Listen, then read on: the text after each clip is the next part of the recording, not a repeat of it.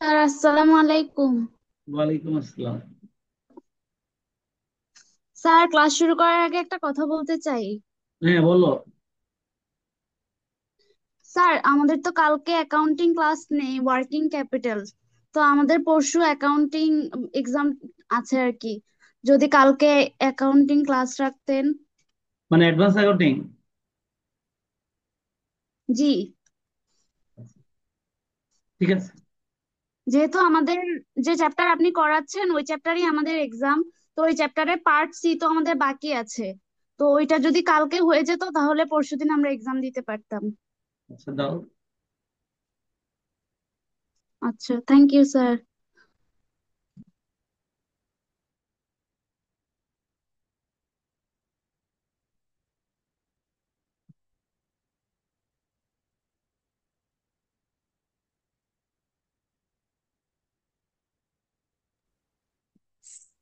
Sir,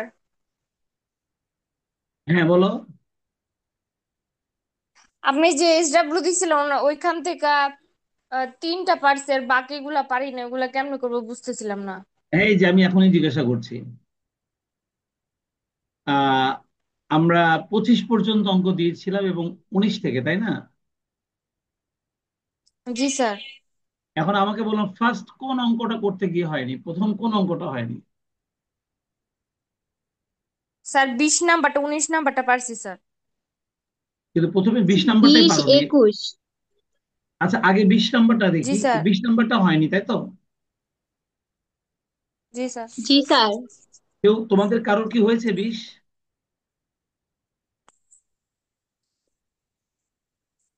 আচ্ছা, ধরে নিলাম কারোরই হয়নি, তাহলে চলো আমরা 20 নাম্বারটাই দেখি।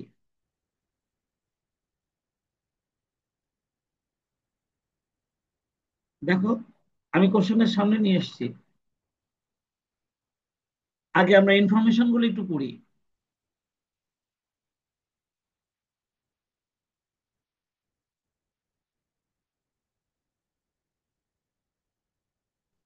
Toma company's bond, which is currently sells for টাকা 1080।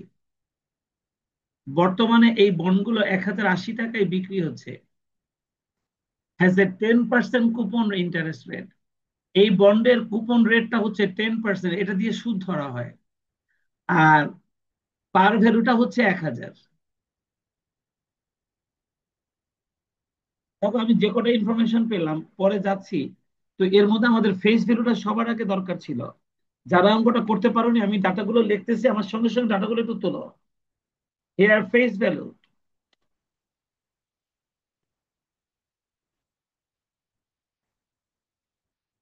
দেখো, 1000। ইন্টারেস্ট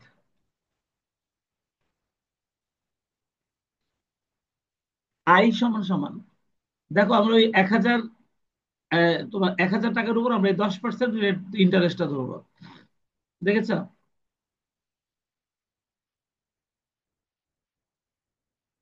তাহলে 1000 ইন্টু 10%। তোমরা কি কারণে পারোনি, কোন জায়গাটা বোঝোনি, কোথায় ভুলটা করেছো, এখনই বের হয়ে আসবে। তাহলে দেখো, তো আমাদের ইন্টারেস্ট 100 টাকা হয় না? ওরা বলে জি দিয়েছে স্যার। Page interest annually. তার মানে আমরা সুদটা প্রতি বছরই দেই, তাহলে হাফ ইয়ারলির কোনো ঝামেলা এই অঙ্কে নেই। যদি হাফ ইয়ারলি সেমি অ্যানুয়ালির ঝামেলা আসে তাহলে কি করব আমি দেখাবো। And has 10 years to maturity. দেখো, আমাদের ম্যাচুরিটি পিরিয়ডটা বলে দিয়েছে 10 বছর। তো লিখে দেই।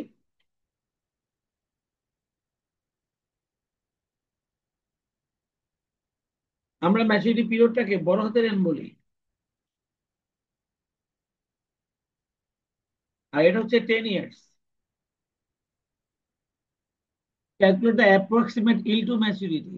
আচ্ছা, এবার খেয়াল করো, আমাদের ম্যাচুরিটি পিরিয়ড দেওয়া আছে 10 years, কিন্তু আমাদের রিডিমেবল ভ্যালুটা কত সেটা বলা নেই। যখন রিডিমেবল ভ্যালুটা বলা থাকে না, তখন রিডিমেবল ভ্যালু যেটাকে আমরা বলি আরভি, এটা তখন ফেস ভ্যালুটাকে ধরতে হয়। যেহেতু এই অঙ্কে আলাদাভাবে ওনারা আরভিটা বলেনি, তাহলে আমরা আরভিটা ওই ফেস ভ্যালুটাই ধরবো। আর দেখো, আমাদের সেলস ভ্যালুটা 1080 বলে দিয়েছে ওনারা, এই যে শুরুতে। তো যেহেতু আমাদের কোনো খরচ নেই, এটাকে আমরা নিট সেলস ভ্যালু বলবো।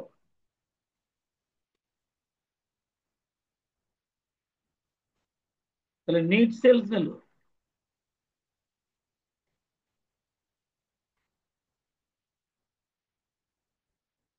সেটাকে আমরা বলবো এনএসভি, আর সেটা হচ্ছে এখন 1080। তাহলে আমরা আমাদের এনএসভিটাও পেয়ে গেলাম, সব ইনফরমেশন চলে আসছে। চলো এবার আমরা সূত্রটা লিখি।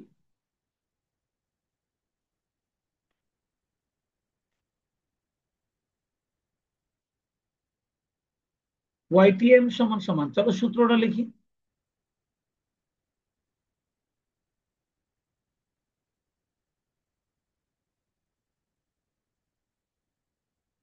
আই প্লাস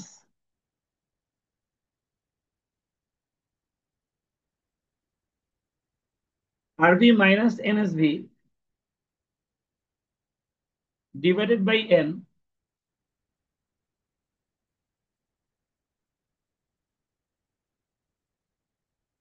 আর এখানে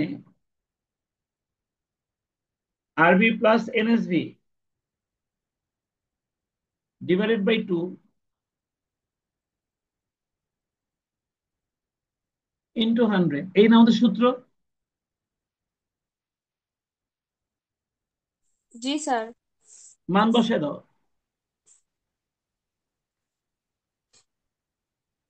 আমাদের আয়ের মানটা ছিল 100,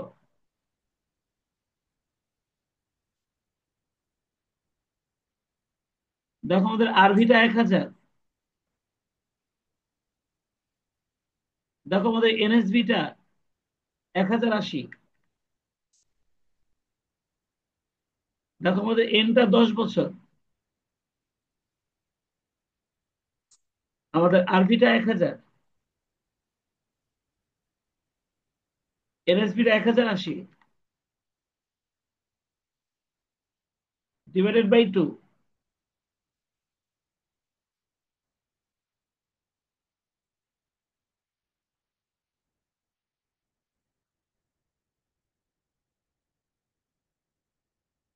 এবারে 1000 থেকে 1080 বিয়োগ করলে কিন্তু মাইনাস হয়েছে, দেখো -40, আর -40কে 10 দিয়ে ভাগ করলে কিন্তু -4 হয়। তাহলে এখানে হবে 100 -4।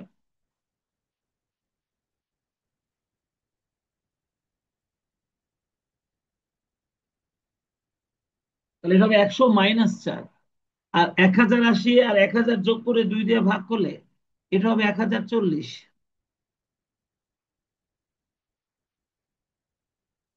তাহলে উপরে হবে 96।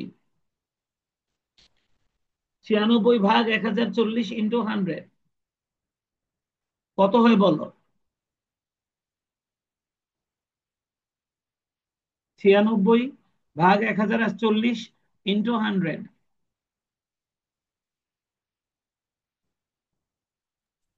স্যার 4 কেমনে হইলো? এই দেখো, ও আচ্ছা, 1000 থেকে 80 বিয়োগ করলে হবে হচ্ছে -80। স্যার হ্যাঁ, 8 -80 কে হয়। 10 দিয়ে ভাগ করলে এটা -8 হবে, তাই না? জি স্যার। হ্যাঁ, তাহলে 92 জি হবে। স্যার। হ্যাঁ, তাহলে 92 হবে। হ্যাঁ, তাহলে 92 ভাগ 1040 ইন্টু 100।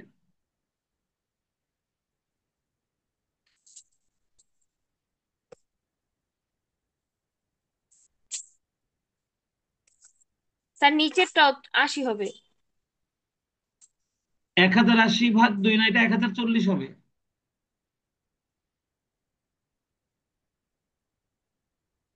8.84 হয়। কত? 8.84। হ্যাঁ। ও আচ্ছা, এখানে 85 আছে, তারপরে 84-র পরে বোধহয় ওটা 5 ছিল নাকি? 8.84, এরপরে কত ছিল? 6 আছে। হ্যাঁ, তাহলে এটাকে 85 ছয় বলো। ছয় হ্যাঁ, তাহলে 6153। তাহলে 8.85%। বুঝতে, দেখো অ্যান্সারটা হয়ে গেছে। ওকে। তাহলে কোথায় ভুল করেছিলে যে অঙ্কটা হয়নি? এর মধ্যে কিন্তু কোনো জটিলতা ছিল না, সেই জায়গাটা একটু বুঝে নেই। স্যার আমরা কোন- রিডিমেবল ভ্যালু খুঁজে পাইছি না। কোনটা? রিডিমেবল ভ্যালু মানে কোনটাকে ধরবো ওটা বুঝতে পারি আচ্ছা নাই আচ্ছা, স্যার। হ্যাঁ, এটা কিন্তু আমার নোট দেওয়া ছিল। যদি প্রশ্নে আলাদাভাবে আরভি না দেওয়া থাকে, তাহলে সবসময় ফেস ভ্যালুটাকেই আরভি ধরতে হয়। দরকার হলে এই কথাটা তুমি এখনই নোট করে নাও খাতায়। প্রশ্নে আলাদাভাবে আরভি না দেওয়া থাকলে ফেস ভ্যালুকেই আরভি ধরতে হয়।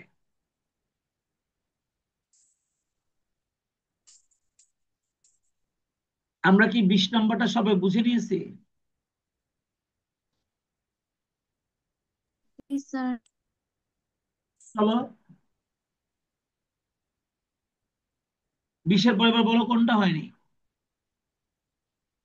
21 নম্বর স্যার। চলো 21 নম্বরটা দেখি।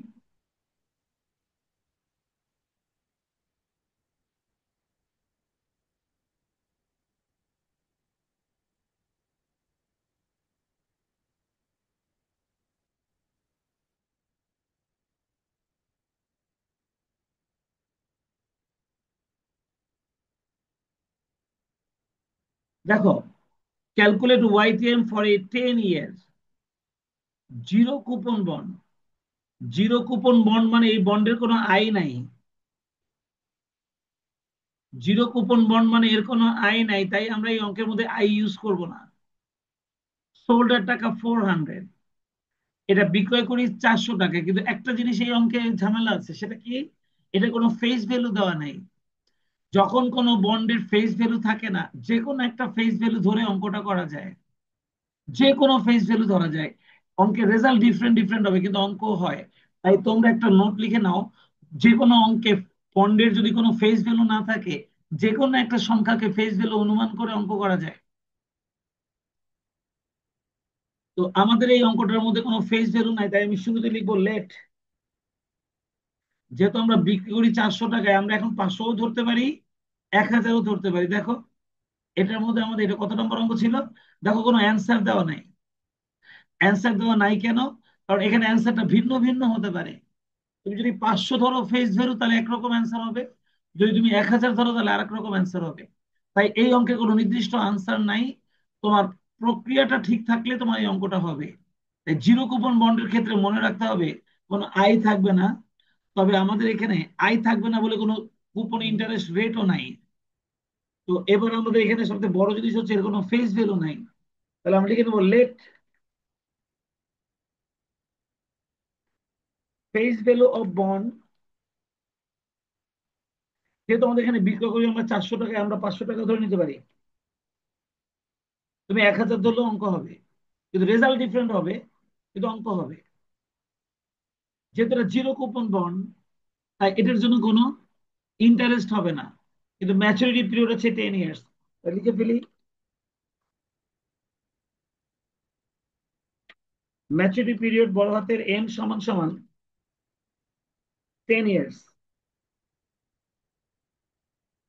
আর দেখো আমাদের সেলস ভ্যালু বলা আছে 400, এটাকে আমরা নিট সেলস ভ্যালু বলবো।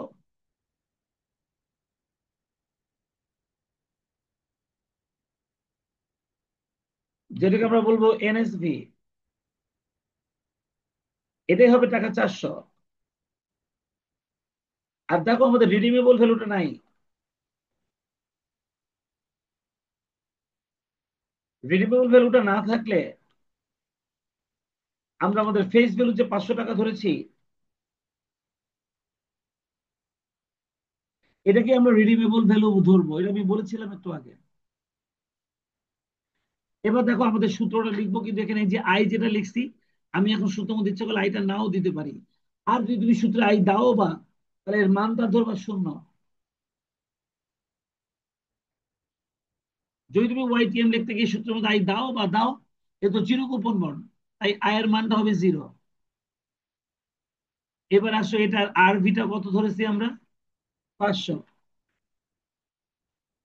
আমরা এনএসভিটা কত ধরেছি? 400। আমাদের এন এর মানটা কত ছিল? 10 বছর। তাহলে এটা কত হবে? 500 বিয়োগ হলো 400 যোগ হলো 400 ভাগ 2। তাহলে এটা 0।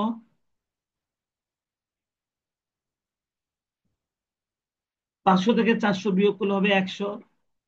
আর 100-কে 10 দিয়ে ভাগ করলে হবে 10।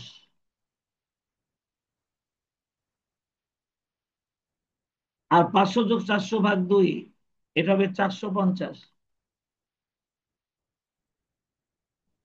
10 ভাগ 450 ইন্টু 100, পার্সেন্টেজ কত হয় দেখো। স্যার 2.223।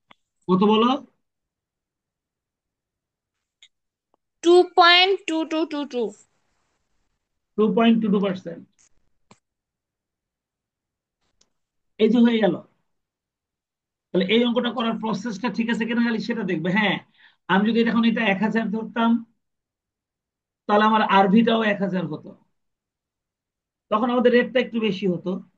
কিন্তু অঙ্ক দুটো ধরেই করা যাবে, অর্থাৎ যখন বন্ডে কোনো ফেস ভ্যালু থাকবে না, তখন আমরা যে কোনো একটা সংখ্যাকে ফেস ভ্যালু ধরে অঙ্কটা করতে পারি। আর ফেস ভ্যালু যেটা আমরা অনুমান করব ওটাই আমাদের আরভি হয়ে যাবে। তোমরা কি দেখেছো অঙ্কটা? অর্থাৎ এই অঙ্কটা করতে গিয়ে তোমরা ডাটা খুঁজে পাওনি, তাই তোমরা হয়তো অঙ্কটা করতে পারোনি। কিন্তু এখন কি বুঝেছো? জি জি স্যার। স্যার। চলো আমরা এর পরে দেখি। এরপরে আর কোনটা হয়নি আমাকে বলো। এরপরে স্যার 25 নাম্বার স্যার আমার আসে 7.87। আচ্ছা, তোমার সাত জি দশমিক স্যার এইট আমার সেভেন ওইটাই আসছে। আসছে। তোমারও 7.87 আসছে। জি স্যার। আচ্ছা, আমি একটু করে দেখি 25 নাম্বারটা, যে দেখি আসলে ওইটাই হয় কিনা। ওটা হলে আমরা অ্যান্সারটা ঠিক করে নিব।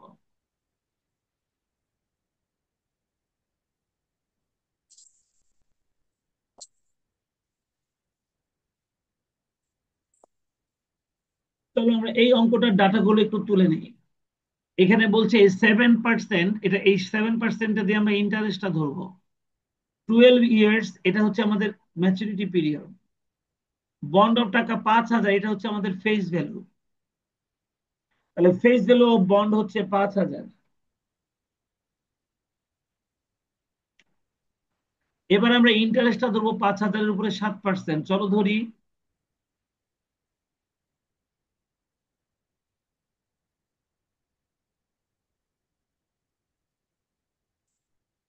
ইন্টারেস্ট আই সমান সমান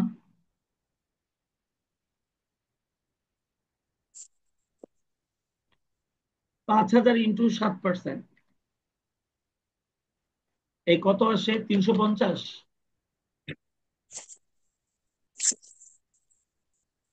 জি স্যার। তাহলে আয়ের মানটা আসে 350।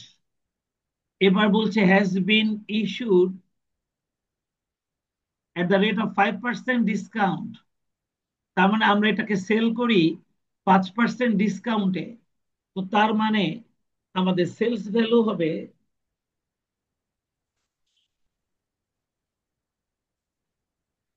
সেলস ভ্যালু এসভি, এটা হবে 5000 মাইনাস, তোমরা জানো ডিসকাউন্ট মানে কম দাম, তাহলে 5000 ইন্টু 5%।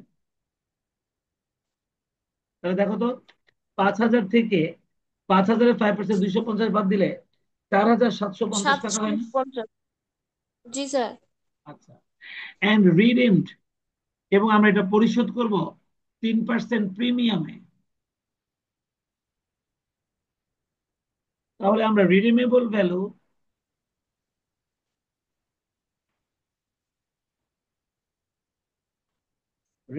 ভ্যালু আরভিটা ধরবো আমরা 5000 প্লাস, যেহেতু প্রিমিয়াম তাহলে এবার যোগ হবে 5000 ইন্টু 3%, তাহলে 1500 বাড়বে।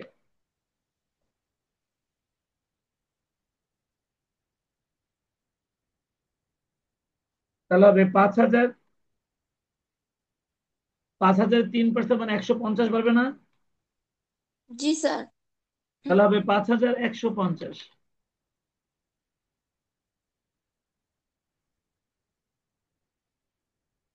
তাহলে আমাদের আরভিটা হলো 5150।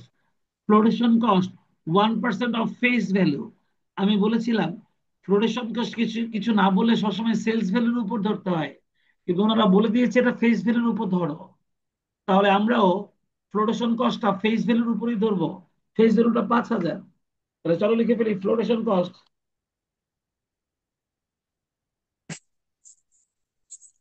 ফ্লোটেশন কস্টকে আমরা বড় হাতের এফ বলি, আর সেটা হবে 1% ফেস ভ্যালুর উপর।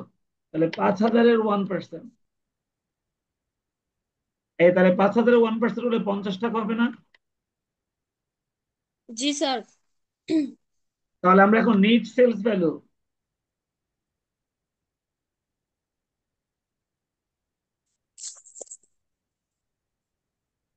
এনএসবি টা এখন আমরা বের করতে পারবো এসবি থেকে এফ বাদ দিয়ে।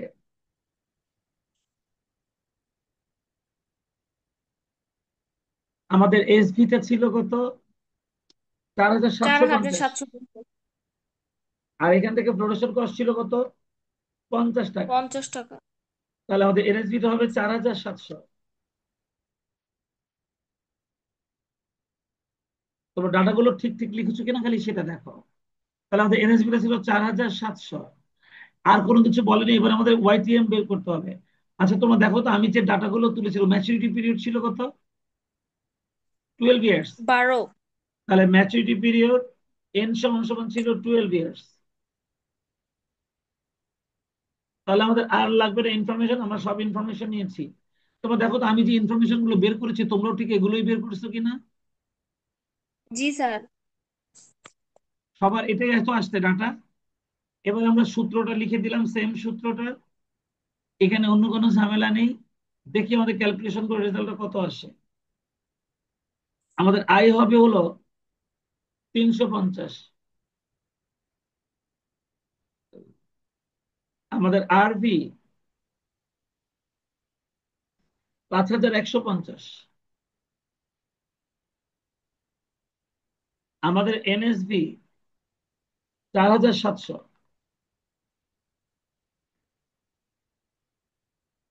আমাদের আরবি 5,150, আর এনএসবি 4,700 ভাগ 2। এবার দেখো, এটা 350। এবার 5,150 থেকে 4,700 বাদ দিয়ে তাকে 10 দিয়ে ভাগ করো, কত হয়?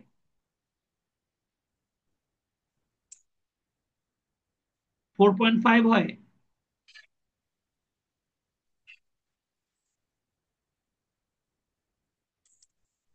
না 45 হয়?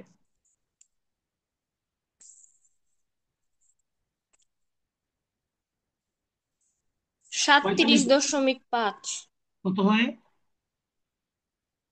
37.5। আচ্ছা 5,150 থেকে 4,700 বিয়োগ করলে কত হয়?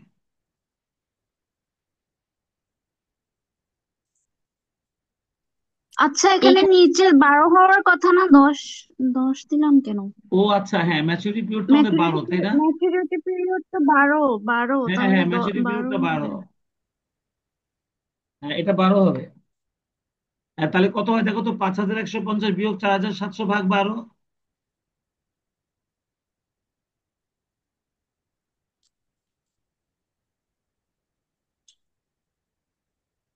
33 আসছে স্যার। 3 3। 33.33। আর নিচের এই দুইটা যোগ করে 2 দিয়ে ভাগ করো।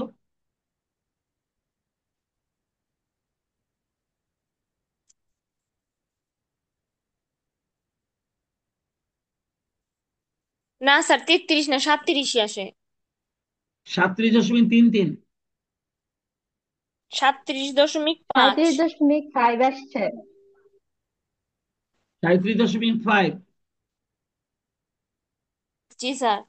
এবার নিচেরটা কত, এই দুইটা যোগ করে 2 দিয়ে ভাগ করলে? 4,925। আচ্ছা এবার পার্সেন্টেজটা কত আসে দেখো।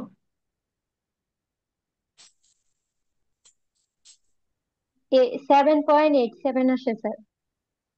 তাহলে 7.87, তাহলে ওটাই হবে অ্যান্সার। 7.87%, ওটাই অ্যান্সার। হয়তো বা এটাকেই 8-এর কাছাকাছি বলে হয়তো প্রায় 8 লেখা হয়েছে, না, তোমার 7.87-ই লিখবে অ্যান্সার।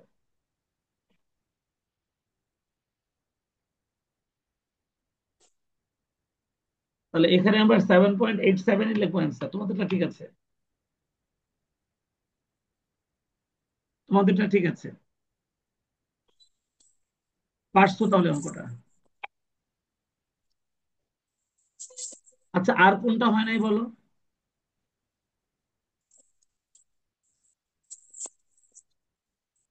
আর স্যার 23 আর আর 24 নাই হচ্ছে স্যার, কি এত 23 আর 25 21-এর পর্যন্তই। মধ্যকার। আচ্ছা, 23 নম্বরের সেই জিরো কুপন বন্ড তুমি দেখেছো? জি স্যার। তাহলে এটা আর ওই উপরে যেটা করলাম 21 নম্বরটা সেম সেম হবে না? জি স্যার। এখানে যেহেতু সেলস ভ্যালুটা 500 আছে, তোমরা ফেস ভ্যালুটা 1000 ধরে নাও, তাতে রেজাল্ট যা আসে আসবে। দেখো এখানে কোনো অ্যান্সার দেওয়া নাই, তার মানে তুমি 1000 ধরলেও অঙ্ক হবে, তুমি 800 ধরলেও অঙ্ক হবে, তুমি 600 ধরলেও অঙ্ক হবে, বুঝছো? তুমি যে কোনো একটা ফেস ভ্যালু ধরে এই অঙ্কটা করে ফেলবে, যেটা কিনা একদম 21-এর মতো। সো 21 নম্বরটা যেভাবে বললাম এভাবে 23 নম্বরটা তোমরা করতে পারবে, পারবে না? জি স্যার। আচ্ছা, এরপরে কোনটা হয় নাই? এরপরে স্যার 24 আর 20 একরকম, 20 পারি নাই এর জন্য 24 করতে পারি নাই। আচ্ছা, 20 নম্বরে 24 নম্বরে তো সেই একই অঙ্ক, তাই না? এখানে জি দশ স্যার। পার্সেন্ট এখানে 12%, তাই না? এটার মধ্যে আমি কোনো ঝামেলা দেখছি না। এটা কি তোমরা করতে পারবে নাকি এটা আমি করবো এখন? পারবো স্যার। পারবা না সবাই? 24 পারবা না? জি স্যার। তাহলে তোমরা দেখো আমাদের ওয়াইটিএম শেখা হয়ে গেল পার্ট বি এর। এখন আমরা পার্ট সি তে অল্প কয়েকটা মাত্র অঙ্ক আছে, এই কটা করলেই এই চ্যাপ্টারের উপর আমাদের যে ধারণা সেটা নেওয়া হয়ে যাবে। চলো আমি পার্ট সি এর প্রথম অঙ্কটা একটু দেখি।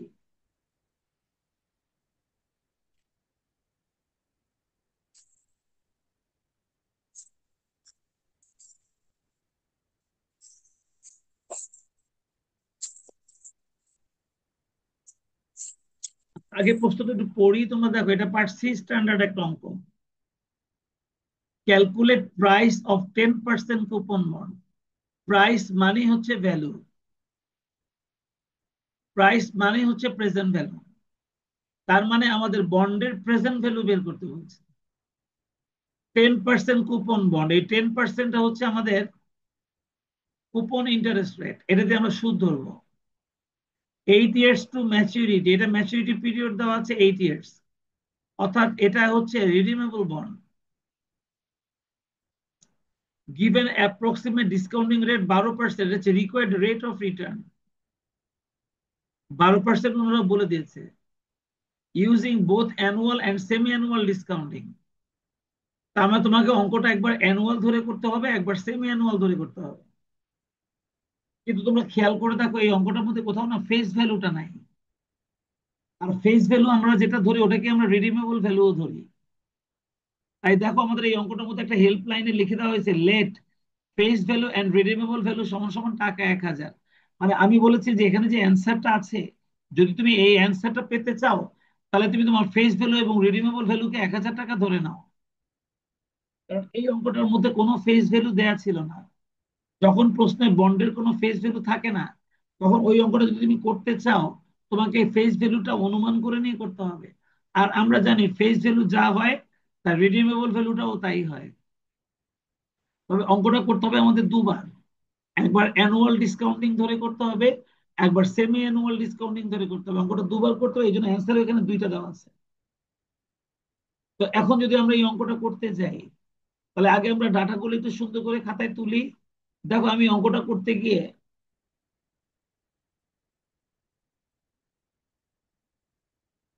আমি প্রথমেই লিখলাম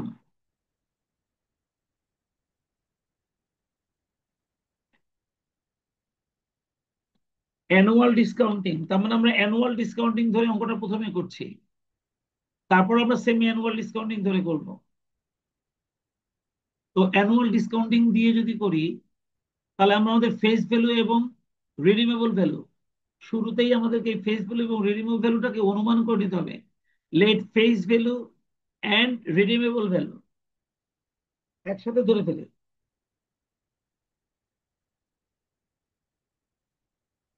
late face value and redeemable value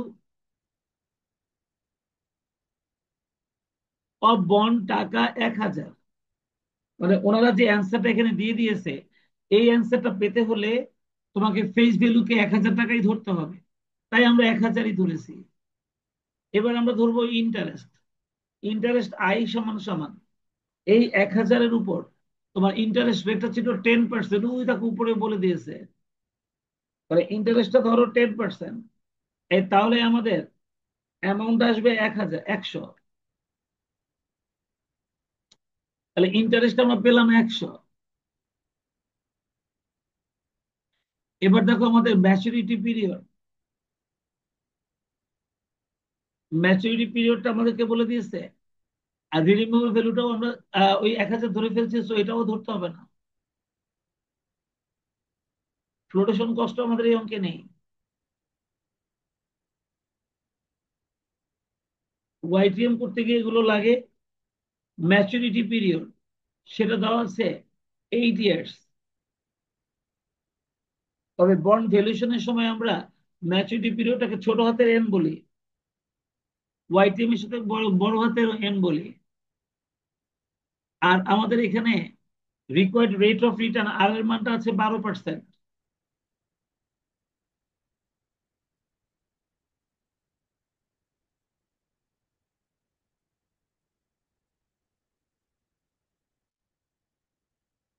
এটা সমান সমান ওনারা বলছে 12%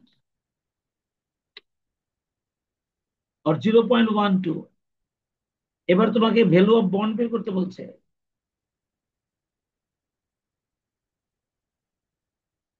এই ভ্যালু অফ বন্ড বিও তোমরা সূত্রটা জানো না? ভ্যালু অফ বন্ডের আমরা ওই সূত্রটা একটু লিখে ফেলি। এই যে এই হচ্ছে সূত্র।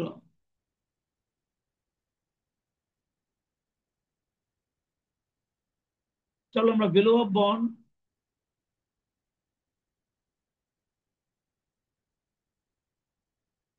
বিওর সূত্রটা লিখে ফেললাম।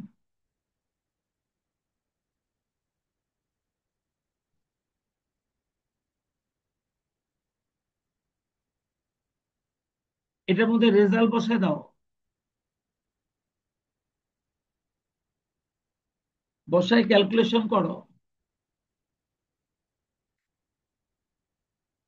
আয়ের মানটা 100, আর এর মানটা তোমার দেখছো উপরে সব বসাই দিয়ে দেখো রেজাল্টটা কত আসে। 901 টাকা আসে কিনা দেখো।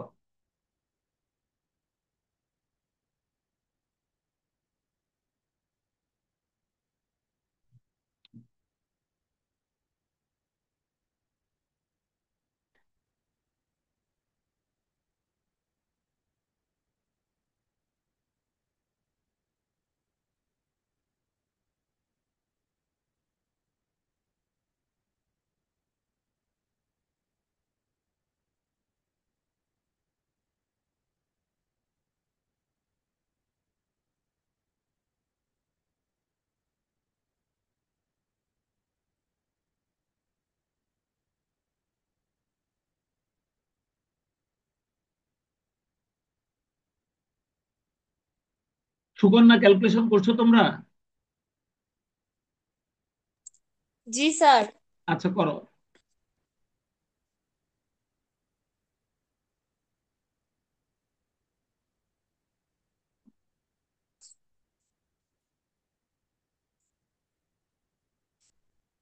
স্যার 900। 901 901 লেখা বা যায় না? 900। জি স্যার যায়। তাহলে টাকা 901। আমাদের প্রথম অ্যান্সারটা আসছে। এবার আমরা লিখবো সেমি অ্যানুয়াল দ্বিতীয়টা ডিসকাউন্ট। আমরা করতে পারবো? পারবে না? জি স্যার।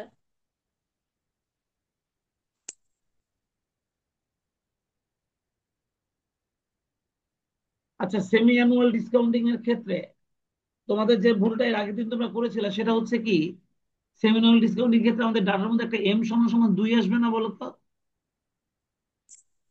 জি স্যার। আর সেই ক্ষেত্রে এমটা কোথায় কোথায় আসবে তোমরা জানো তো? জি স্যার। এই আয়ের নিচে ভাগ হবে এম, এই আর এর নিচে ভাগ হবে এম, এই এন এর সাথে গুণ হবে এম, আবার এই আর এর নিচেও ভাগ হবে এম। এখানে ওই আর এর নিচে ভাগ হবে এম, আর এন এর সঙ্গে গুণ হবে এম। বলতো তোমরা এই সূত্রটা জানো না এটা? তাহলে এর আগের বার ভুল হয়েছিল, তোমরা আয়ের নিচে এম দিয়ে ভাগ করোনি, তাই তো? আর সেমি অ্যানুয়াল ডিসকাউন্টিং এ আমাদের এম এর মানটা হবে না 2, বলতো? যেহেতু ওনারা বলছে both annual and semi annual discounting, এই তাহলে সেমি অ্যানুয়াল ডিসকাউন্টিং এ আমরা এম এর মানটা 2 ধরবো না? তাহলে সব মান বসাও, খালি এম এর মানটা 2 ধরো, ধরে এবার একটা ক্যালকুলেশন করো। তাহলে আমাদের অ্যানুয়াল ডিসকাউন্টিং দিয়ে উপরটা বের করলাম, আর সেমি অ্যানুয়াল ডিসকাউন্টিং দিয়ে নিচেরটা বের করব। ওনারা পার্ট সি তে এই প্রশ্নটাই করেছিল তোমাদেরকে, যে তুমি দুইবারই বন্ডের ভ্যালুয়েশন করবা, একবার অ্যানুয়াল ডিসকাউন্টিং ধরে, একবার সেমি অ্যানুয়াল ডিসকাউন্টিং ধরে।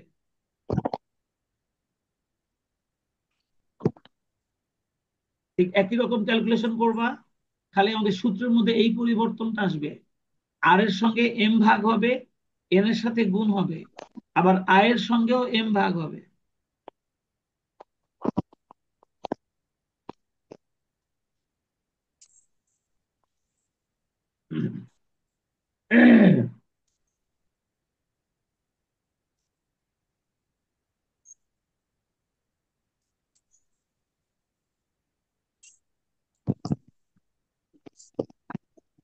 যেহেতু আমরা এই চ্যাপ্টার থেকে বন্ডের ভ্যালুয়েশন করা শিখেছি, ওয়াইটিএম বের করা শিখেছি, এবার এই চ্যাপ্টার অঙ্কগুলো তোমাদের পারা উচিত।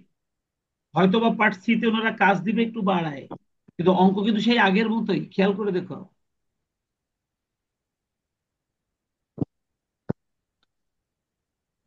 এখানে মান বসায় ক্যালকুলেশন করে রেজাল্টটা বের করো।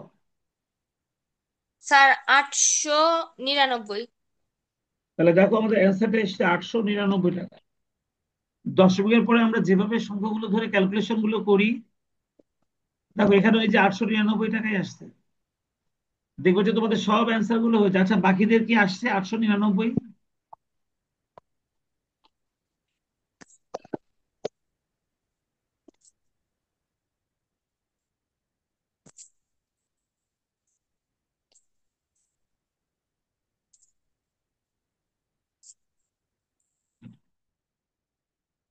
তোমরা কি সবাই ক্যালকুলেশনটা করতে পারছো?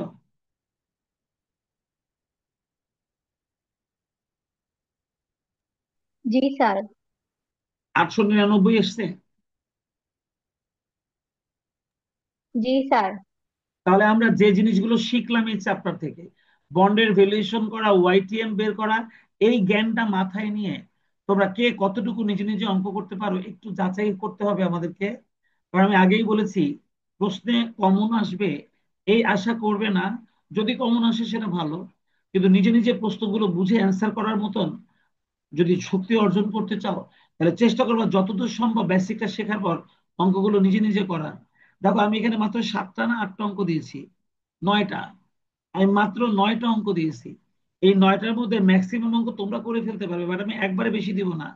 আমরা 2, 3, 4, 2, 3 এবং 4, এই 3টা অঙ্কের মধ্যে যতগুলো রিকোয়ারমেন্ট আছে তোমাকে খালি ট্রাই করবা কতগুলো মানে নিজেরা নিজেরা কতগুলো করতে পারো। প্রত্যেকটার এখানে অ্যান্সার দেওয়া আছে। ট্রাই করবা যে তোমাদের অঙ্কগুলো আসলে হয় কিনা। করতে পারলে ভালো, না করতে পারলে তো আমি হেল্প করবোই, কিন্তু তোমরা করতে গিয়ে যদি ম্যাক্সিমামই হয়ে যায়, ওটা কিন্তু আমাদের কাজে লাগবে। আচ্ছা, এখানে একটা জিনিস দেখো, ওনারা বাই মান্থলি বলছে। বাই মান্থলি কথাটা মানে হচ্ছে 1 মাস অন্তর অন্তর। 1 মাস অন্তর অন্তর যদি হয়, তাহলে এম এর মানটা হয় 6। তাহলে বাই মান্থলির ক্ষেত্রে